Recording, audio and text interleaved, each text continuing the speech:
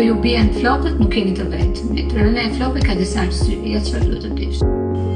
Jam doktoreshë në Senica, kirurgje plastike dhe mjekë specializuar në mjekësi estetike degenerative. Ndër arsyet që mund të shkaktojnë rënien e flokut janë stresi, lodhja, ndryshimet e ndryshme hormonale siç mund të jetë PCOS-i, tiroidja, postpartum apo menopauza, gjithashtu një sër faktorë gjenetik që shkaktojnë alopecinë androgenetika.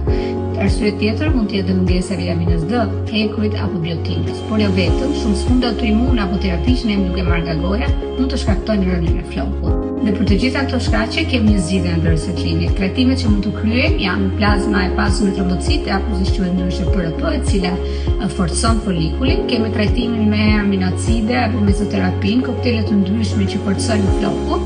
Kemi trajtime me karboksiterapi që përmirëson mikroçarkullimin e skalpit dhe gjithashtu nanofet që është një trajtim pak më invaziv por me rezultat akoma më të mirë. Shpeshherë pacienti i nevojitet një trajtimi personalizuar dhe shumë herë kombinimi i këtyre teknikave për të marrë rezultatin që dëshiron.